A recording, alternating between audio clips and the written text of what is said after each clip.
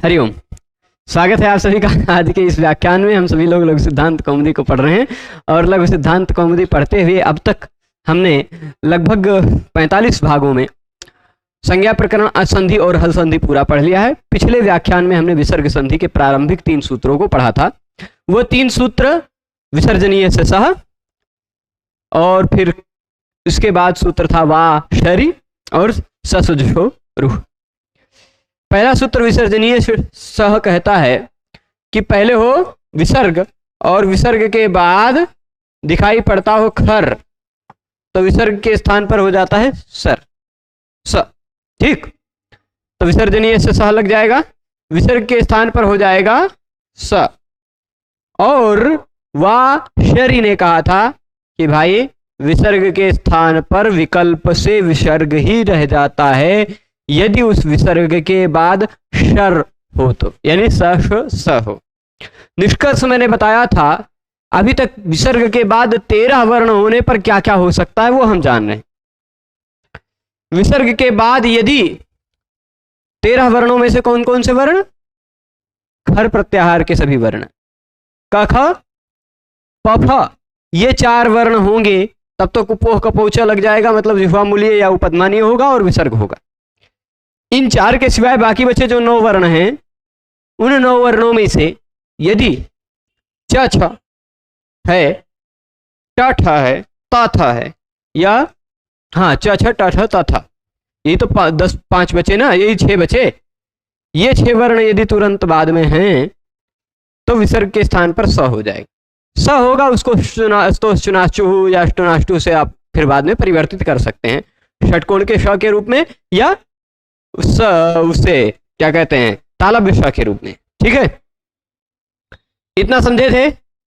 पर यदि उस विसर्ग के बाद शर है, शर है यानी स है, ठीक, तो विसर्ग के स्थान पर विकल्प से विसर्ग भी हो जाता है, ये बात हम जाने थे। विसर्ग के स्थान पर विकल्प से विसर्ग हो जाता है, तो जब विकल्प के से विसर्ग नहीं होगा तो विसर्ग के स्थान पर स भी हो जाएगा। तो दोनों तरह का रूप हमने वासरी में देखा था, हरिशेते और हरिशेते, विष्णु त्राता और विष्णुस्त्राता। ठीक, रामः टीकते, रामः टीकते, दोनों तरह का रूप बनेगा, विसर्ग भी हो जाएगा और स भी हो जाएगा। ठीक, स होकर फिर आप स्तोष चुनाशु और स्टुनाशु लगा पाए। फिर इसके बाद हमने एक सूत्र पढ़ा था सजुषो रूह। वह सूत्र कहता है किसी भी शब्द का अंतिम वर्ण यदि स हो, किसी भी शब्द का, वो कोई शब्द क्यों ना हो, किसी भी शब्द का यदि अंतिम वर्ण क्या हो स, या फिर सजुष शब्द का अंतिम वर्ण ये वाला षटकोण वाला श हो, तो उसके स्थान पर हो जाता है रू। ठीक, सजुषो रूह, ये सूत्र पढ़ा था ना। तो अब हम रू करने तक पहुंच गए थे, रू हो जाता है स के स्थान पर, रू हो जाता है सजुष के श के स्थान पर। ठीक है, अब रू जो हो गया वह रू सभी शब्दों में होगा, जिस किसी भी शब्द में अंतिम में स दिखाई पड़ेगा उस शब्द में आपको रू हो जाएगा, दिखाई पड़ेगा, है ना। तो संभव है रू के पहले कोई भी वर्ण आ जाए, बाद में कोई भी वर्ण आ जाए, है कि नहीं, ऐसा संभव है। तो अब क्या कह रहे हैं ये समझिएगा, पहले हो अ, उसके बाद हो रू, उसके बाद फिर हो अ।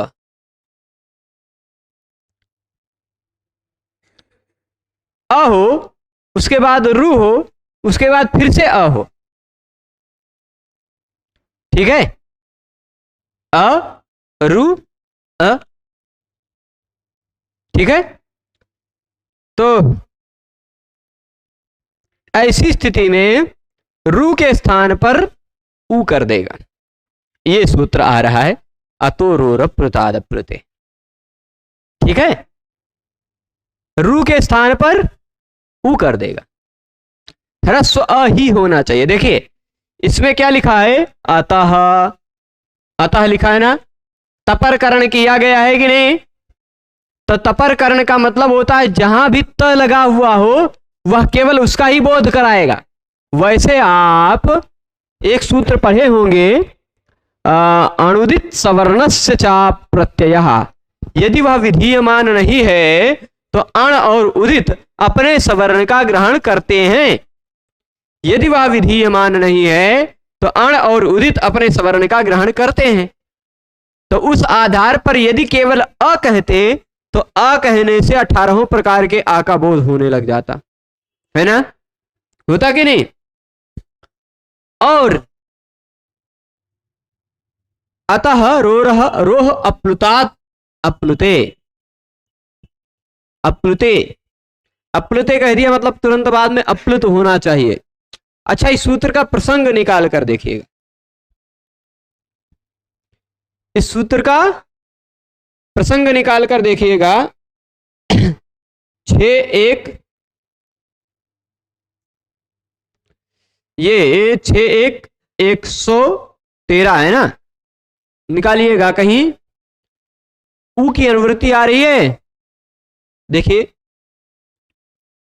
अतोरोर अप्लुताद अप्लुते में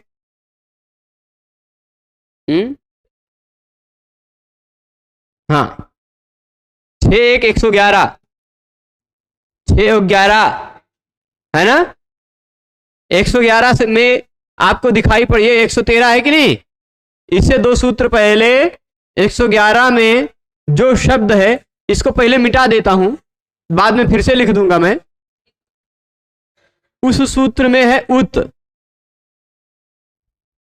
ठीक, रित उत में उत, ठीक है। और उसी के तुरंत बाद नहीं,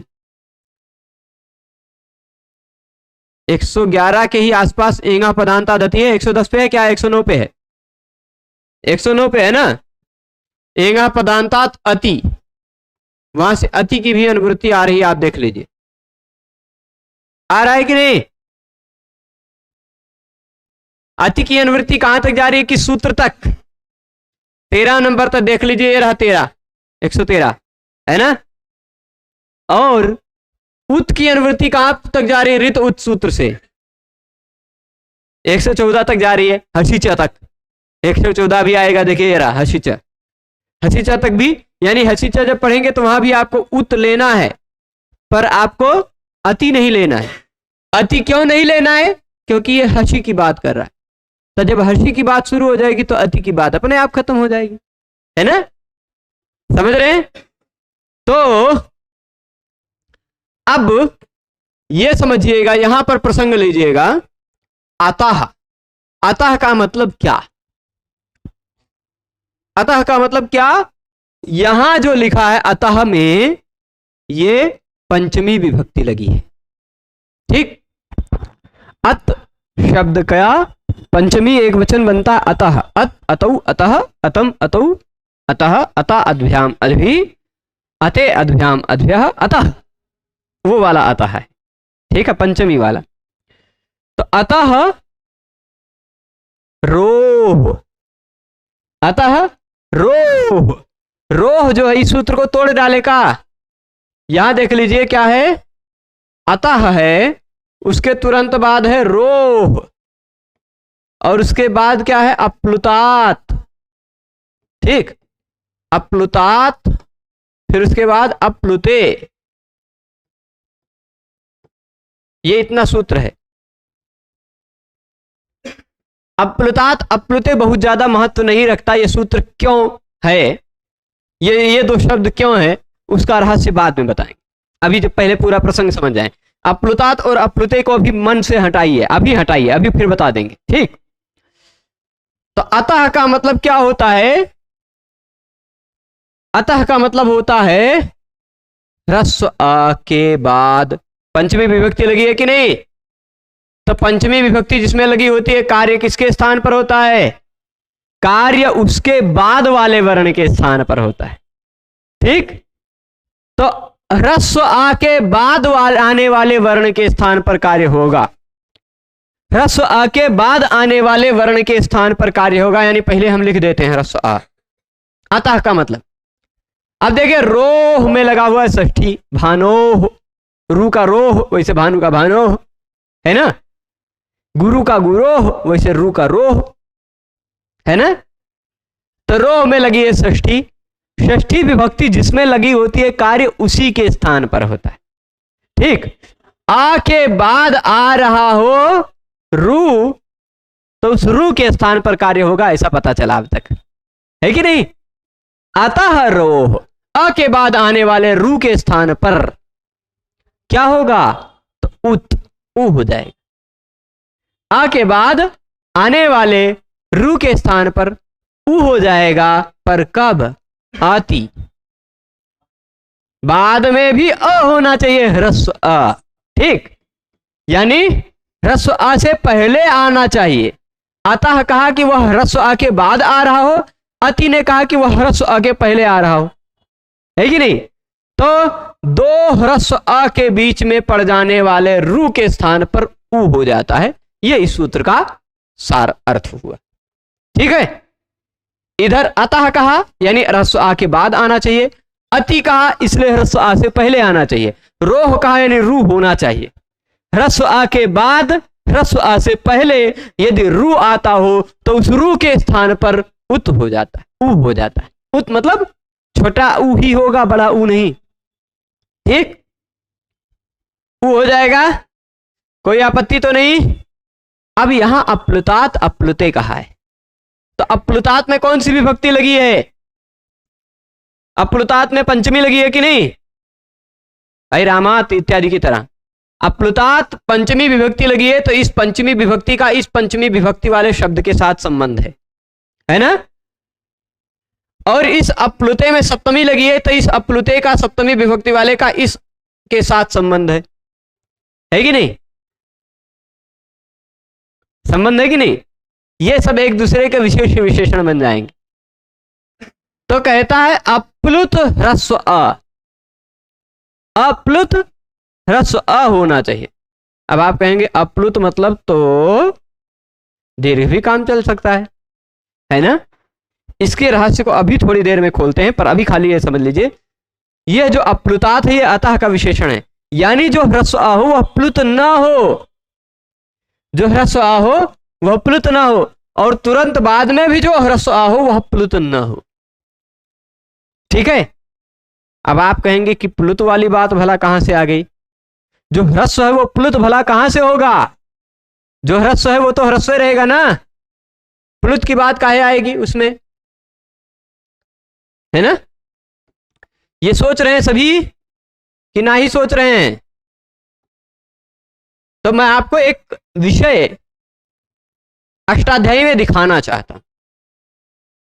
अष्टाध्यायी जी को पकड़िए, 8वें अध्याय के दूसरे पाद में चले जाइए, सूत्र नंबर 1, शायद सूत्र नंबर 1 821 में। अच्छा, तो दूसरा सूत्र कौन है मैं भी बताता हूं, 1 मिनट चालू रखिए। सूत्र कौन सा है, सूत्र नंबर, वाक्य से टेह प्लुत उदात्तः कहीं दिखाई पड़ रहा है, वाक्य से टेह प्लुत उदात्तः 82 नंबर पर, 8282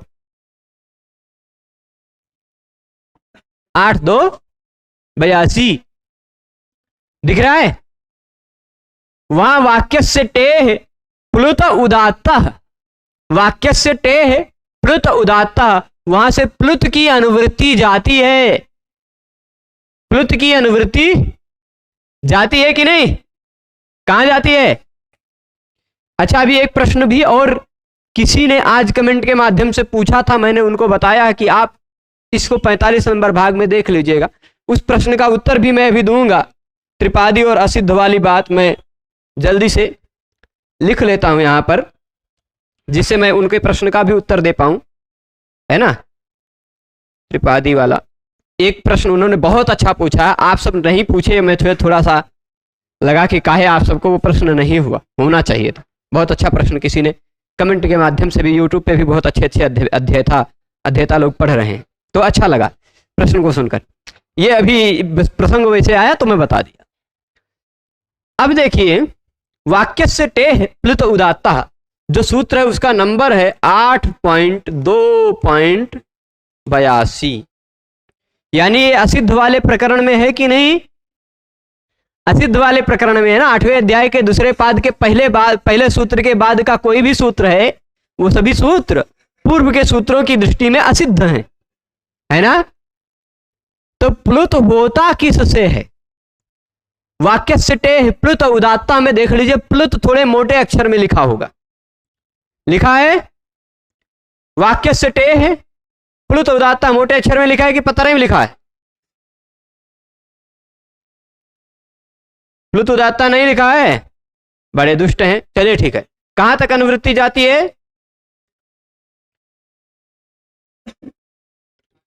98 तक जाती है। प्लुत की भी अनुवृत्ति जाती है, प्लुत करने का प्रकरण है वह, ठीक। दूरात धूते च इत्यादि भी उसी में है, दूरात धूते च और प्रत्यभिवादे शूद्र इत्यादि प्रकरण के सूत्र वहीं मिलेंगे, ठीक है, उसी 96 के बीच में। तो कभी कभी ह्रस्व के जगह पर प्लुत हो जाया करता है। क्या हो जाया करता है? ह्रस्व के स्थान पर प्लुत हो जाया करता है, ठीक। अब ह्रस्व के स्थान पर प्लुत करने वाला जो नियम है, वो सारा नियम कहां पर है? ह्रस्व के स्थान पर जो प्लुत करने वाला जो नियम है, वो सारा यहां पर है कि नहीं? 8:2:82 के बाद है वो सारा नियम। यानी अगर किसी भी नियम से ह्रस्व को प्लुत हो जाएगा, तो वह प्लुत इस सूत्र की दृष्टि में तो ह्रस्व दिखाई पड़ेगा ना, क्योंकि इस सूत्र को पता ही नहीं चलेगा कि प्लुत हो चुका है कि नहीं।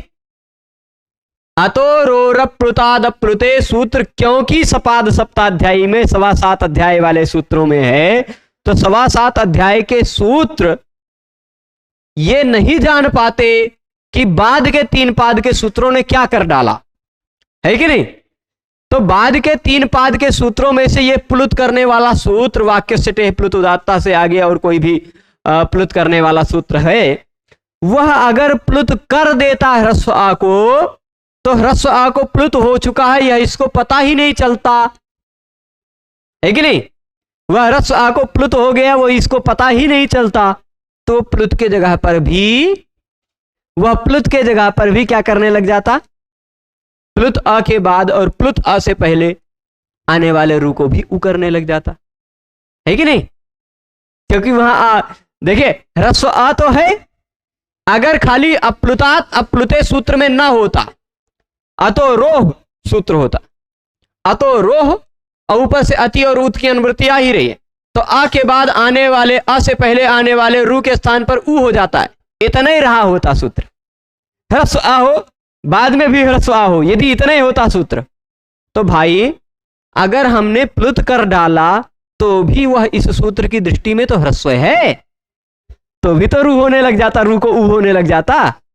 इसलिए अप्लुतात अप्लुते कहा कि वह जो ह्रस्व आ है वह प्लुत ना हुआ हो, जो बाद वाला भी ह्रस्व आ हो वह प्लुत ना हुआ हो, ठीक है।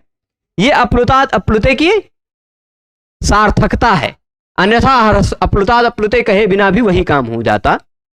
पर दिक्कत आ जाती कि असिद्ध प्रकरण में अगर हम प्लुत हुआ जो है वो प्लुत को असिद्ध मान लेते, प्लुत हुए नहीं है, दिखाई नहीं पड़ता, हो चुका है पर हुआ इस सूत्र को तो नहीं पता चलता, तो ये सूत्र उसको ह्रस्व आ मान लेता, और ह्रस्व आ मान लेता तब तो रू को वो कर डालता प्लुत के बाद भी आने वाले को, है ना।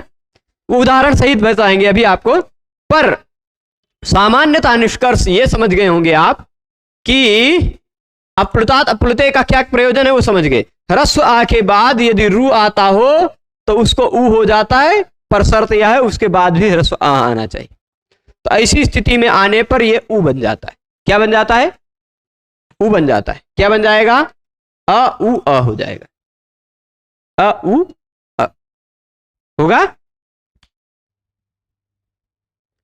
अभी थोड़ा सा और इसमें बातें हैं, उसको देखते हैं।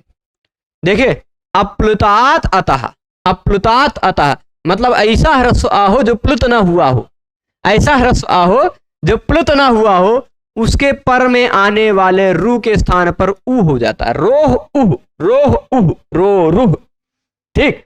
रो के स्थान पर ऊ हो जाता है पर शर्त क्या है, उसके बाद में अप्लुत अ होना चाहिए। तो अप्लुते अति, अप्लुत अ होना चाहिए, प्लुत हुआ अ न हो तो। ठीक, अब जैसे हम पूरा प्रसंग बताते, पूरे प्रसंग से चलते हैं। प्रसंग ये है, शिव शब्द है। कौन? शिव जी को जानते हैं ना सभी, ये रहे शिव जी, दिख रहे हैं, उनका शब्द है, उनका वाचक शब्द है। और उसके बाद हमने प्रथमा एक वचन का प्रत्यय लगाया सु। क्या लगाया? लगाया कि नहीं? एक प्रथमा एक वचन में लगाना है तो सु प्रत्यय लगेगा, सु का स बचेगा। और उसके बाद मान लीजिए अर्चा है। क्या है? शिव जी क्या है? अर्चनीय है, उनकी अर्चना करनी चाहिए, शिवस अर्चा, ऐसी स्थिति। अब सुप्रत्यय है, लगा है कि नहीं? सुप्रत्यय का स बचा है कि नहीं बचा है? अब यह जो शिवस बन गया है स बचने पर, यह शिवस सुबंत है कि नहीं? सुप प्रत्यय लगा इसमें, सुबंत है। और जो भी सुबंत होता है उसकी सुप तिङंतम पदम सूत्र से पद संज्ञा हो जाती है कि नहीं? तो यानी यह शिवस एक पद भी है, क्योंकि सुबंत है, सुप्रत्यय इसमें लगा हुआ है ना? तो शिवस एक पद हो गया। अब यदि किसी भी पद का अंतिम वर्ण क्या आ रहा हो? स। किसी भी पद का अंतिम वर्ण क्या आ रहा हो? स, तो उसके स्थान पर स स जुषो रू सूत्र से रू हो जाता है कि नहीं? तो हम इस सा को हटाएं और इस सा के जगह पर रू लिख डालें तो किसी को कोई आपत्ति नहीं ना? शिव रू अर्च। अब रू में से ऊ की उपदेशे जनुनासिक इत से इत संज्ञा होती है तो सिलोपा से लोप हो जाता है, बचता है खाली खाल रेप ही शिवर अर्चा। ऐसी स्थिति, बचा भले है रेप पर है तो वो रू ही है ना? जैसे बचा भले था स पर वो था सु ही, है ना? तो ये रू है। देखिए, ये रहा ह्रस्व आ, ये रहा रू, ये रहा ह्रस्व आ। तो दो ह्रस्व आ के बीच में आने वाले रू के स्थान पर हो जाता है उ। कौन सा नियम कहा? अतो रोरप्लुतादप्लुते, अतो रोरप्लुतादप्लुते। ह्रस्व आ के बाद आने वाले रू के स्थान पर उ हो जाता है, यदि वह अप्लुत हो, पहले वाला भी, अप्लुत हो बाद वाला भी।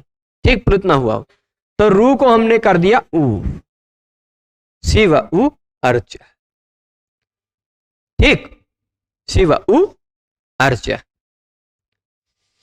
अब यहां पर एक समस्या आई।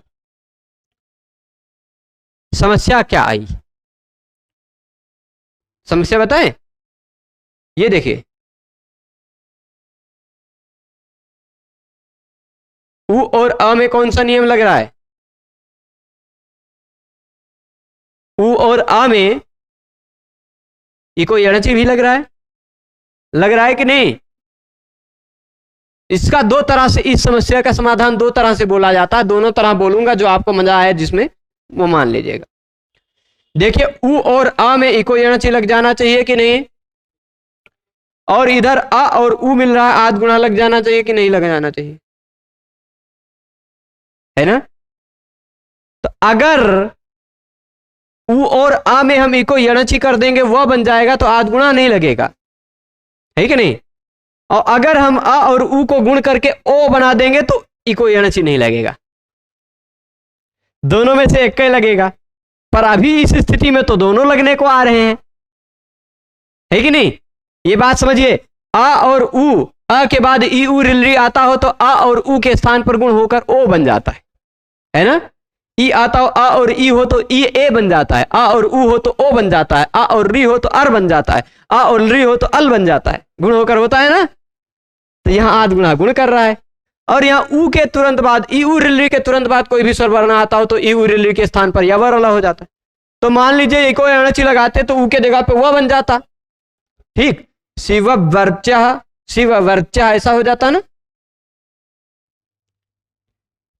और मान लीजिए यदि हम इको तो शिव वर्चा बन जाता तो फिर ये अ और उ ना बचता, अ और व हो जाता, तो इको वो आद गुणा न लग पाता, है ना। और अगर आद गुणा से पहले हम गुण कर डालें, शिव उ को शिवो बना लें और अर्चा हो जाए, शिवो अर्चा बन जाए, तो फिर इको एणच ही नहीं लग पाएगा, यानी दोनों में से कोई एक लगेगा। अब जरा सा नंबर दोनों का निकाल देते थे, लीजिए दोनों का, ये छोटा वाला समाधान बता रहे हैं, हल्का फुल्का वाला समाधान बता रहे हैं, दूसरा वाला समाधान ज्यादा मुख्य है। दोनों का नंबर निकाल के आप देखेंगे तो एक 6 1 77 नंबर है, इको एणच है ना।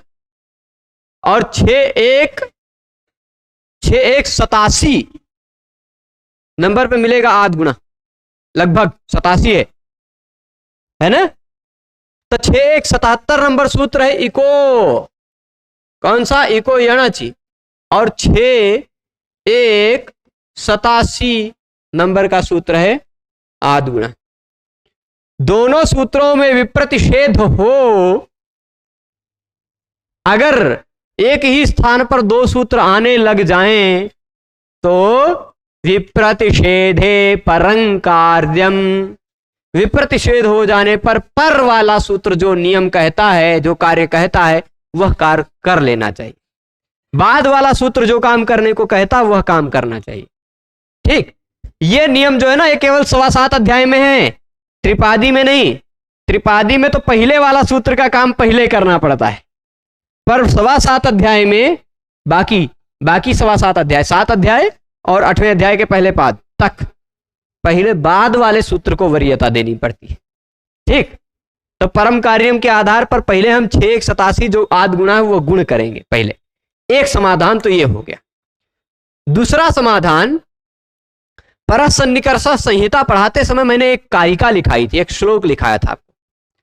संहितैकपदे नित्या नित्या धातुपसर्गयोः नित्या समासेवा केतु सा विवक्षामपेक्षते।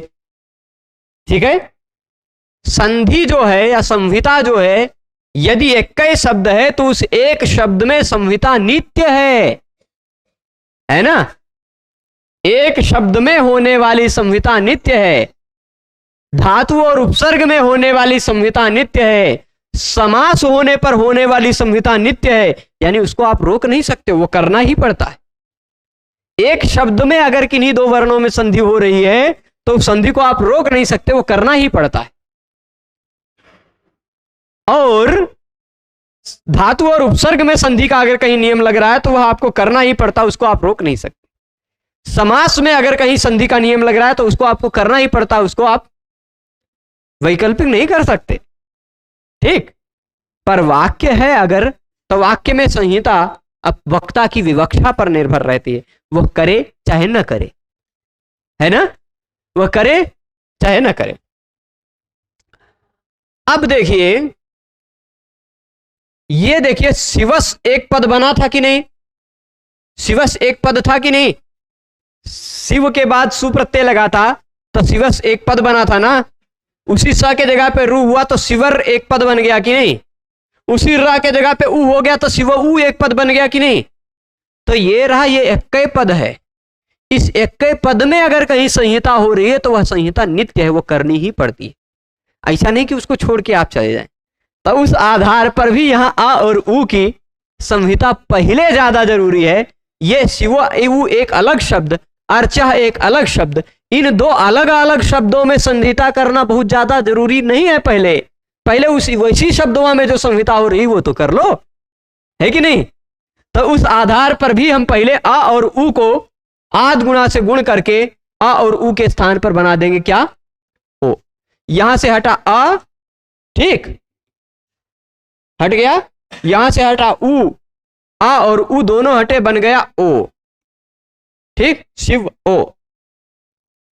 और इसी ओ को हम वा को हलंत करके, वा को पूरा करके उसी में चढ़ा देते हैं ओ, तो शिवो बन गया कि नहीं, शिवो अर्चा। यहां तक पहुंच जाएंगे। खाली आपने अभी अतो रोर प्लुताद प्लुते नियम पढ़ा है, पर उसको पढ़ने के बाद आपको पहले के कई नियम याद करने पड़े। कौन कौन से? एक तो आपको याद करना पड़ा तत्परस् तत्कालस्य, केवल उसी काल का यानी ह्रस्व का ही बोध होगा। ठीक। एक तो आपको याद करना पड़ा इको एणचि इत्यादि को भी याद करना पड़ा, आद गुणा को भी याद करना पड़ा, आपको आद गुणा लगाना भी पड़ा, पहले का पढ़ा हुआ सूत्र है ना। अभी एक सूत्र और लगेगा, जरा ध्यान दीजिए। मैंने बताया था इन दो वर्णों को पकड़ के रखिएगा। मैंने बताया था ए और ओ, कौन? ए और ओ बड़े मजबूत हैं। ठीक। इनके तुरंत बाद यदि आ आता हो या इनके पहले भी आ आता हो, उप ओषति में आ और ओ मिलकर ओ ही बन गया, है कि नहीं?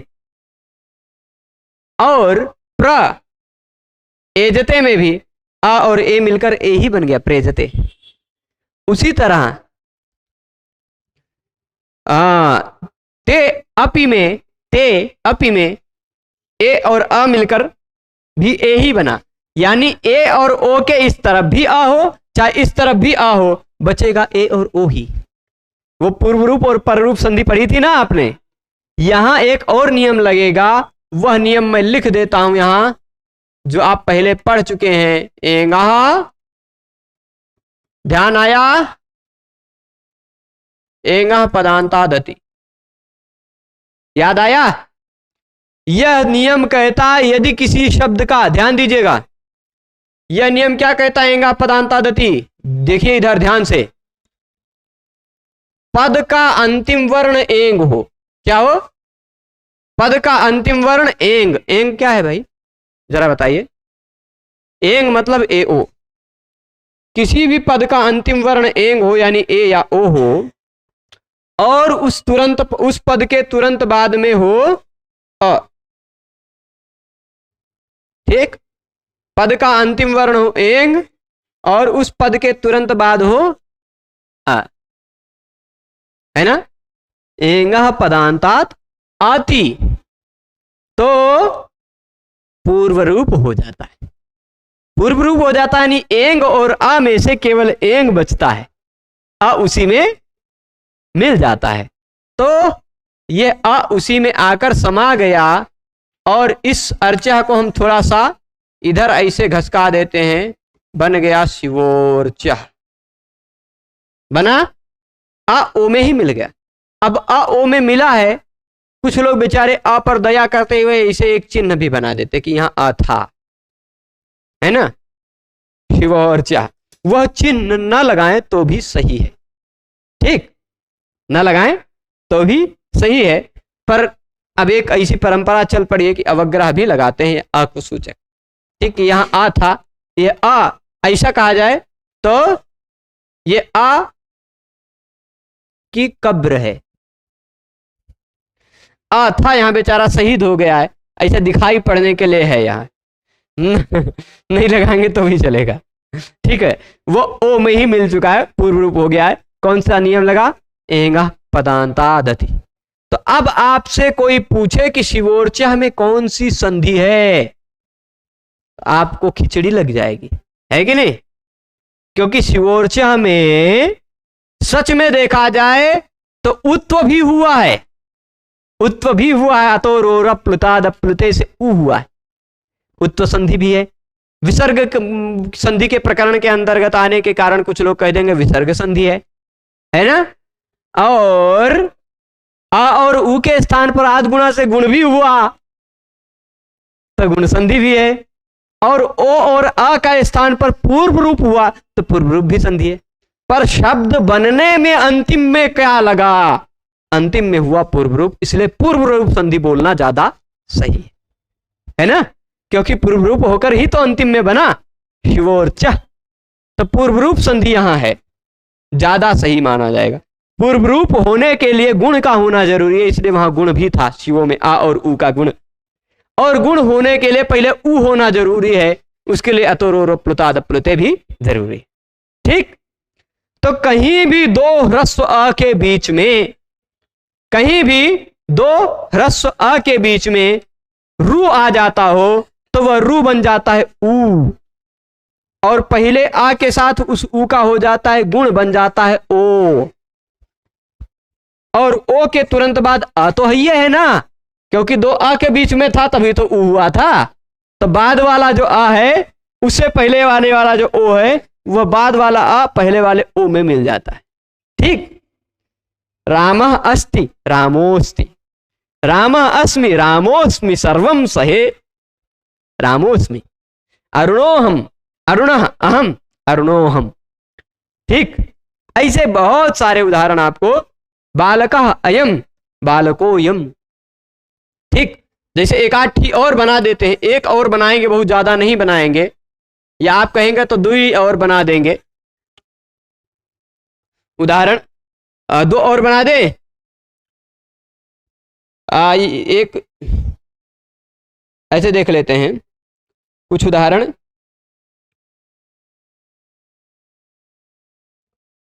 कहीं भी रू दिखाई पड़ता हो तो रू के स्थान पर पहले रू हो बाद में रू हो, बाद में पहले आ हो बाद में भी आ हो, बीच में रू हो। आप कहेंगे मतवसो रू संबुद्धो छंदसी वाला जो रू का प्रकरण हमने पढ़ा था, है ना, उसमें भी बहुत सारा रू हो रहा था, वहां भी रू को ऊ हो जाता था, क्या हो सकता था क्या।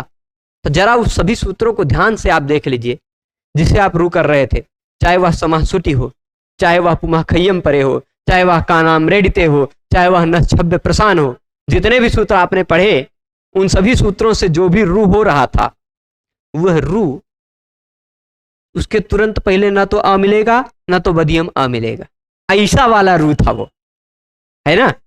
पहले कान आ जा रहा था, कान के ना को रू हुआ था तो आ है पहले बाद में, पर तुरंत बाद में कान का का था ना, कांस कान में। फिर पुम्स कोकिला में पुम का ऊ था, फिर बाद में रू था, ऊ के बाद रू था और बाद में कोकिल का का था, है ना। न छब्बे प्रसान में ना था, न के पहले कौन सा वर्ण वो निश्चित नहीं था, पर तुरंत बाद में छव था, है ना, छव छठा था छठा था चटा था।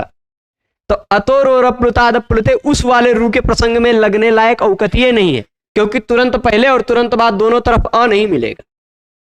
ठीक, तो ससजुषो रू से जो रू हुआ है या अन्य किसी सूत्र से भी रू हुआ है, यदि रू के पहले भी अ और बाद में भी अ मिल जा रहा हो तो आपको अतोरोरप्लुताद प्लुते नियम लगाना नहीं भूलना। ठीक है, एक उदाहरण और भी सूत्र का मैं दे देता हूं, वह सूत्र अभी और पढ़ेंगे आप। यह कहता है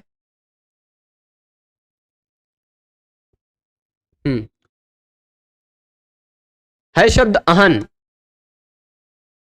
और उसके बाद है अत्र।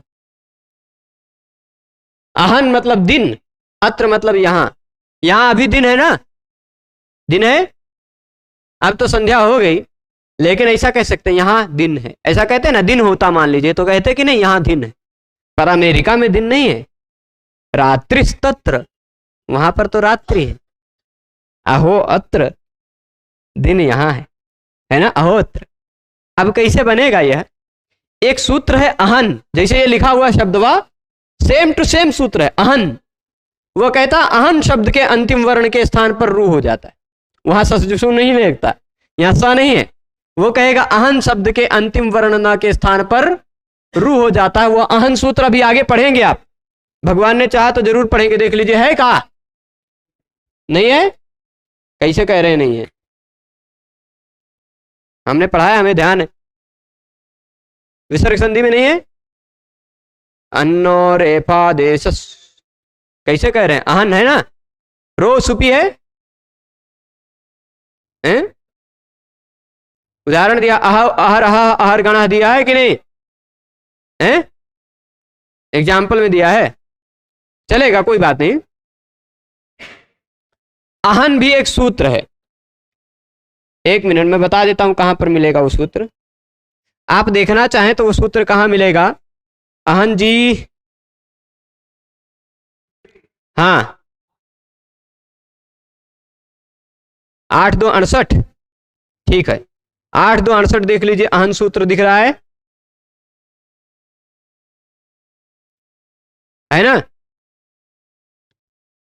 8×2=68, वहां देख लीजिए 8×2=66 की अनुवृत्ति जा रही है कि नहीं? रू की,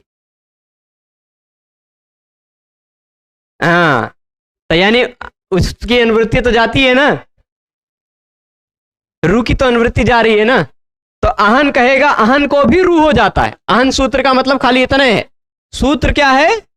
सूत्र है अहन 8×2=68, वहां ससजुसो रू से रू की अनुवृत्ति आती है, वो कहता अहन को रू हो जाएगा, बस अहन को रू हो जाएगा। अब अहन को रू होगा मतलब कैसे वाले अहन को रू होगा? कैसे वाले अहन को रू होगा? अहन में किसके स्थान पर? पूरे अहन के स्थान पर रू हो जाएगा क्या? अंतिम वर्ण न के स्थान पर रू हो जाएगा। ठीक, तो रू कर दिया, मान लीजिए अहन के न के स्थान पर हमने रू कर दिया, अहरू हो गया।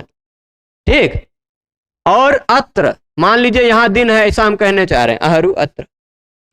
अब रू में से बचेगा र, मान लीजिए र बचाकर हम काम करना चाहें तो कर सकते हैं, क्योंकि अनुबंध इत संज्ञा और लोप करना ही पड़ता है हमेशा, जिसकी भी इत संज्ञा होती है उसका लोप करना पड़ता है, तो इत संज्ञा तो होगी, पर बचा तो र है तो वो रू ही है, तो रू ही ना, रू है। तो ये देखिए, ये रहा आ, ये रहा रू, ये रहा आ, दो आ के बीच में आ रहा हो रू, तो उस रू के स्थान पर हो जाता है ऊ, होगा कि नहीं?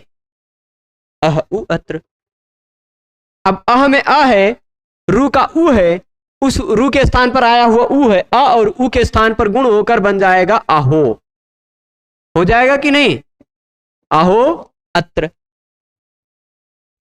और ओ और अत्र के, ओ और अत्र में से अ को पूर्व रूप हो जाएगा तो अहोत्र, अवग्रह बचेगा। ठीक, ऐसे ही यहां मैं लिख देता हूं, ऐसा आ रहेगा, ये रहा हो और ये रहा अवग्रह और ये रहा त्र, अहोत्र, ऐसे बनेगा।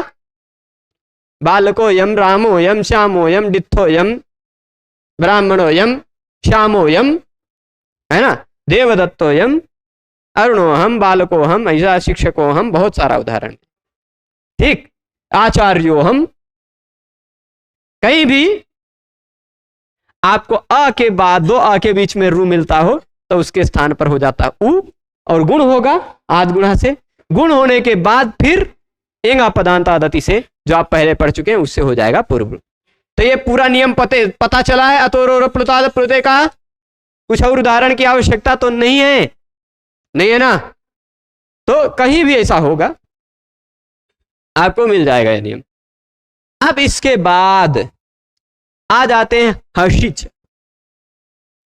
हर्षिच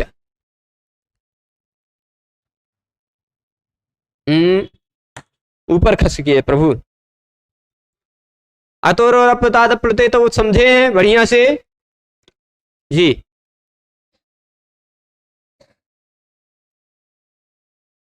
हाँ, अटकुपांग नुम व्यवाय पी से न कौन आ करता है, काहे वो तो यहां उसका अभी प्रसंग नहीं चल रहा, जब प्रसंग आएगा तो वो बताएंगे। ठीक है, अच्छा, एक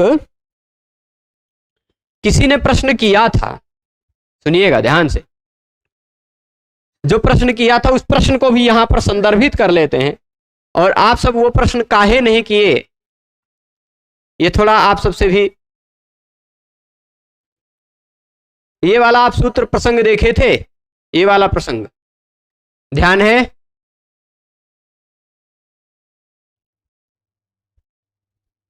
ठीक है, 8-3-1 सूत्र निकालिए जरा, 8-3-1 मत वसो समुद्धो छंदस।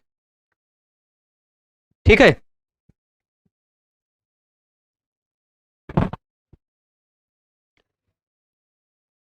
ठीक है, दिख रहा है मत वसो समुद्धो छंदसी। अब प्रश्नकर्ता ने प्रश्न क्या किया है, आप सबको प्रश्न होना चाहिए, मजेदार प्रश्न है। प्रश्न ये उठा है कि देखिए गुरुजी, मतु वसो रु संबुद्धो छंदसी से जो रू हुआ, वह रू तो अत्रानुनासिका पूर्वस्य तुवा सूत्र को पता चलेगा, है कि नहीं? अत्रानुनासिका पूर्वस्य तुवा, यह सूत्र मत वसोरु संबुद्धौ छंदसी सूत्र के द्वारा हुए कार्य को जान पाएगा, पर समासुटी सूत्र के द्वारा हुए कार्य को कैसे जान पाएगा?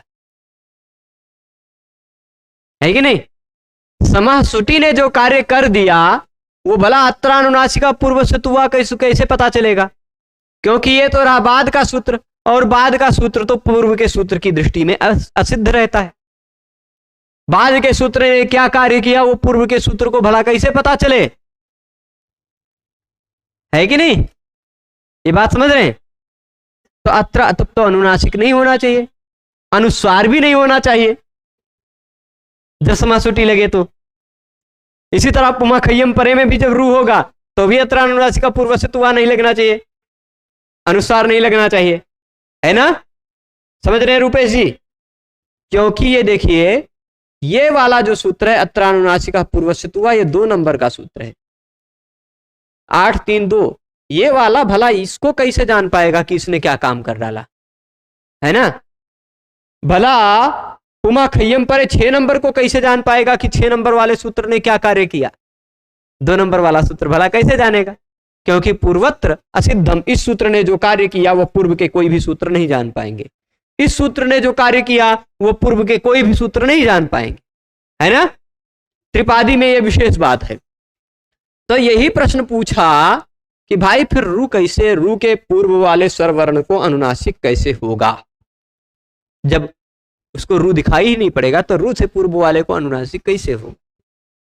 तो प्रसंग क्या है कि समासुटी पुमः खय्यम परे नश्छव्य प्रसान कानाम रेडिते इत्यादि जितने भी सूत्रों को हमने पढ़ा, उन सभी सूत्रों की दृष्टि में ये सूत्र, वो सभी सूत्र इस सूत्र की दृष्टि में असिद्ध हैं, है ना? पर उन सभी सूत्रों में अनुवृत्त होने वाला रू, जो मतवसो रु संबुद्धौ छंदसी से ही अनुवृत्त होकर जा रहा है ना? मतवसो रु संबुद्धौ छंदसी सूत्र से ही रू की अनुवृत्ति जा रही है ना?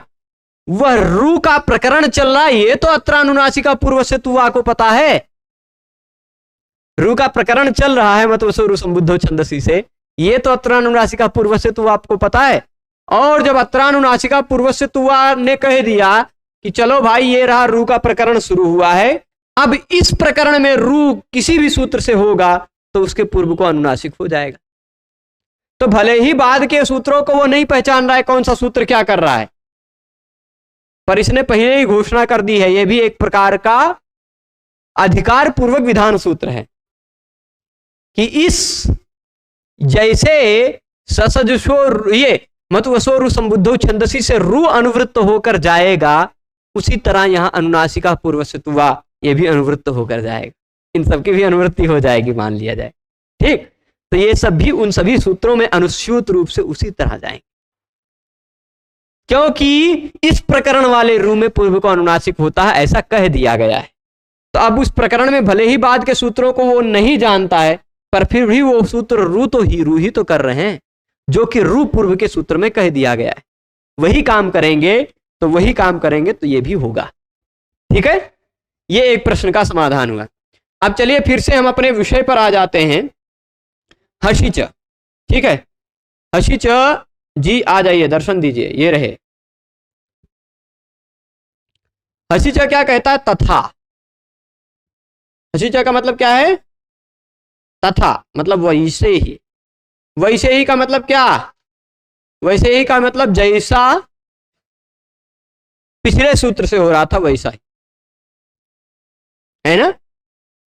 देखिए हसिच, यहां तो रप्लुताद प्लुते 113, ये 114 सेम टू सेम तुरंत बाद का सूत्र है। तो अतोरोर प्लुताद प्लुते जो काम कर रहा था वही काम लगभग हसिच भी करेगा, वही का वही काम लगभग हसिच भी करेगा। पर अतोरोर प्लुताद प्लुते में अति की अनुवृत्ति आ रही थी और उत की अनुवृत्ति आ रही थी, है ना? ऋत उत से उत की और एंगा पदांतादति से अति की आ रही थी कि नहीं? तो अब यहां जब हसी कह दिया गया तो अति की बात खत्म, है ना, तो हसी की बात आने लगी। पर उत की तो अनुवृत्ति आएगी ही ना, और अतः रोह की भी तो अनुवृत्ति आएगी ही ना। अप्लुतात् अतः रोह, इतने की बात आएगी। अब अति नहीं आएगा तो अप्लुते भी नहीं आएगा, क्योंकि हस थोड़े ना प्लुत होता है, हस थोड़े ना प्लुत होता है, तो हसी का विशेषण अप्लुते नहीं बन सकता, इसलिए अप्लुते नहीं आएगा। पर अप्लुतात् अतः रोह उह हसी। ठीक, पूरा सूत्र क्या बनेगा? पूरा सूत्र मैं अगर लिख दूं तो अतः, पूरा पहले वाले शब्दों को पहले लिख देता हूं, अतः रोह हसी च, यहां अतः के साथ साथ अप्लुतात् शब्द का भी संबंध ले लीजिएगा। ठीक, अप्लुतात् अतः, अप्लुतात् अतः रोह हसी च उत, ये पूरा प्रसंग से सूत्र बनेगा कि नहीं? तो अप्लुत ह्रस्व अ, ऐसा ह्रस्व अ जिसको प्लुत न हुआ हो, ऐसा ह्रस्व अ जिसको प्लुत न हुआ हो, ऐसे ह्रस्व अ के बाद आने वाले रू के स्थान पर उ हो जाता है, यदि उस रू के पर में हश हो तो पहले वाले सूत्र में और इस सूत्र में अंतर क्या है? पहले वाला सूत्र कह रहा था अ प्लस रू प्लस अ होना चाहिए, ये कह रहा अ प्लस रू प्लस हर्ष होना चाहिए, बस इतने अंतर। हर्षिचा काम वही करेगा। ठीक है, कौन सा काम करेगा? वही का वही काम करेगा जो काम पिछला सूत्र कर रहा था। तो रू के स्थान पर हो जाएगा उ। कब? अब समझा आपने, दो ह्रस्व अ के बीच में आने वाले अ रू को भी उ हो जाता है, वो अतो रो अप्लुताद अप्लुते से। आ और हस के बीच में भी आने वाले रू को उ हो जाता है, वो हसीचे से। ठीक, इतना है, दोनों सूत्र एक दूसरे से इस तरह संबद्ध हैं। तो अब जैसे उदाहरण क्या दिए दे रहे हैं, शिवो वंद्या, खाली एक के उदाहरण दे रहे हैं, और भी उदाहरण हम आपको देंगे कल के व्याख्यान में भी, इसके और कुछ उदाहरण देंगे। आज थोड़ा सा अभी इसको उदाहरण को समझा देते फिर बताते। अब देखिए, अरे बाप रे काहे मिटा दिए, ऐसे कभी कभी हो जाता। चलिए ठीक है, कोई बात नहीं। मान लीजिए शिव है, यहां शिव अर्चा था, अब अर्चा न रख करके वंद्या कर दिया, तो था वही शब्द, शिव शब्द के बाद सु प्रत्यय लगा था, सु का स बचा है, और यहां है वंद्या। वंद्या मतलब वंदनीय है, अभी तक अर्चनीय थे, अब वंदनीय हो गए। इस उदाहरण शिव वंदनीय है। स को ससजुषो रूस लगेगा कि नहीं लगेगा किसी भी शब्द का? ये क्योंकि सु प्रत्यय लगा हुआ है तो ये सुप्तिंगंतम पदम से ये पद है, और जो कोई भी पद हो उस पद का अंतिम वर्ण आने वाले स के स्थान पर हो जाता है ससजुषो रू से रू। शिव रु वंद्या हो जाएगा। अब कहीं भी देखिए ह्रस्व आ ये रहा, आ में, उसके तुरंत बाद रू ये रहा, और उसके तुरंत बाद हश ये रहा, वंदे का। वंद देख लीजिए हश में आता है कि नहीं? हज वरल यमंग अनना झप घट जब घट, 20 व्यंजन वर्ण उसमें आते हैं, उसमें वह भी है, हश में आता है कि नहीं? या व आ गया हश में, तो ये रहा हश। आ रू और हश हो तो रू के स्थान पर हो जाता है उ, हो जाएगा। हसी च नियम लग रहा है कि नहीं लग रहा है? लग रहा है सबके हिसाब से कि नहीं लग रहा है? तो चलिए हम लगा देते हैं हसी च, इस रू को हटाते हैं और रू के स्थान पर कर देते हैं उ। कर दिया। अब आद गुणा से गुण भी कर लीजिए, होगा कि नहीं गुण? आ और उ के स्थान पर गुण होकर बन जाएगा ओ, हो जाएगा शिवो, शिवो वंद्या। अब यहां एंग के बाद ह्रस्व आ नहीं है, इसलिए एंगा पदांतादति लगाने की आवश्यकता नहीं है ना, और कोई दूसरा स्वरवर्ण भी नहीं है, इसलिए चोयवायावा की भी आवश्यकता नहीं है कि नहीं? तो शिवो वंद्या बन गया ऐसे। ठीक, ऐसे और भी आगे बहुत सारे उदाहरण मिलेंगे। रामो राजमणि, रामो राजमणि है ना। बालको गच्छति, बालकः गच्छति को बालको गच्छति, है ना। अरुणो हसति, है ना। मनोरथ, मनस मनरु मनउ मनो मनोरथा बन जाता है। ठीक, कहीं भी रु के स्थान पर हुआ है ओ, और उस ओ के तुरंत बाद आपको विच्छेद में अ दिखाई पड़ रहा है, तो वह ओ अतोरोर अप्लुतात, अप्लुते से ऊ होकर आद गुणा से गुण होकर बना हुआ है, ऐसा समझ लीजिएगा। और अगर उस ओ के तुरंत बाद हर्ष प्रत्याहार का वर्ण दिखाई पड़ रहा है, तो समझ लीजिए वह हर्षिचा से ऊ होकर आद गुणा से गुण होकर बना हुआ है। ठीक, तो विसर्ग संधि में 8 प्रकारों में से, विसर्ग संधि के 8 प्रकारों में से ओ भाव कब हो जाता है, ओ, वह आप जान चुके हैं। ओ तभी होगा जब पहले तो हो ह्रस्व अ, ह्रस्व अ के बाद आता हो रू, तभी ऊ हो, ओ होगा, ऊ होकर ओ बन जाएगा। ह्रस्व अ हो, उसके बाद हो रू, उसके बाद चाहे ह्रस्व अ चाहे हर्ष, उसके बाद वाला जो ह्रस्व अ होगा तो अतोरो रप्लुताद, प्लुते से ऊ कर लीजिएगा। बाद में हर्ष होगा, होगा, तो आप हर्षिचा से ऊ कर लीजिएगा। दोनों नियम समझ गए हैं? नहीं समझे क्या?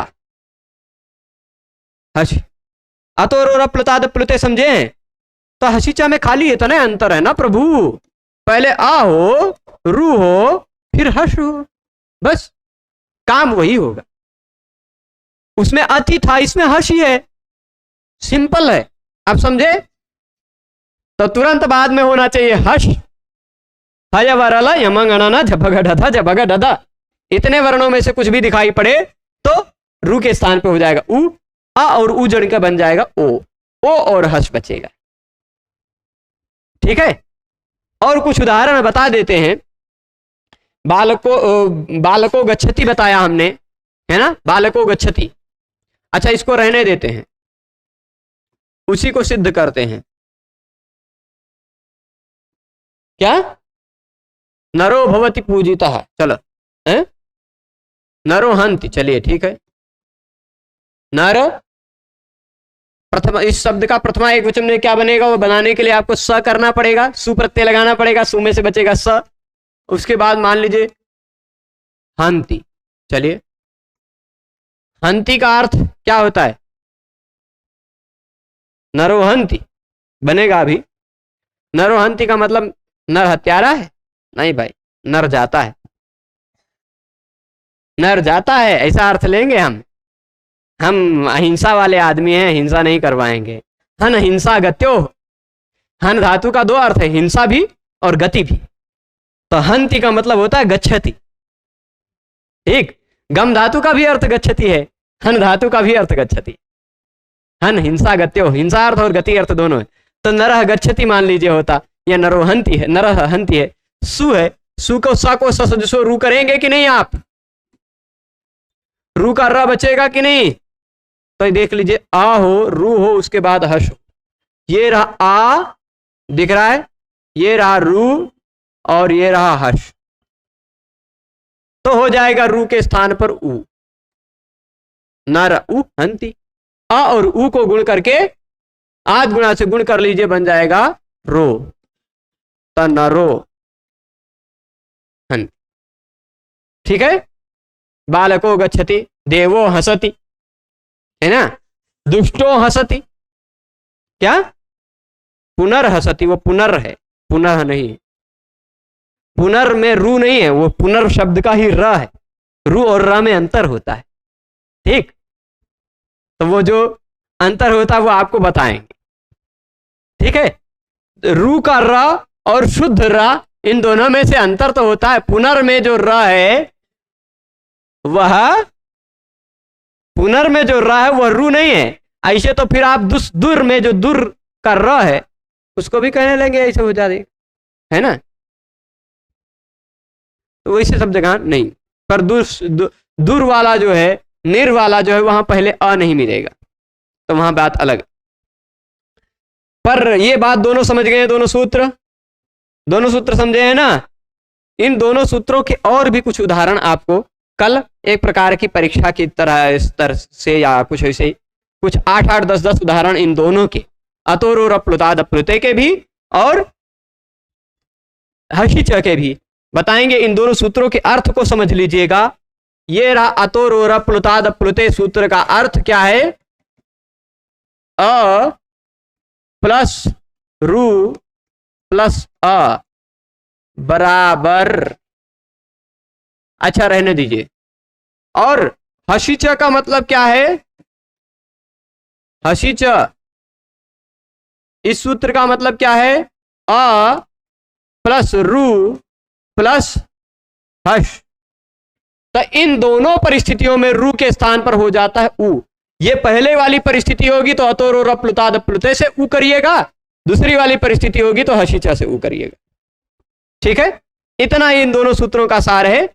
आज के इस व्याख्यान को यहीं रोकते हैं। सभी लोग जुड़े रहे, उसके लिए सभी को बहुत बहुत धन्यवाद। कल इसको फिर से देखेंगे और कुछ बताएंगे। ठीक है, नमो नमः।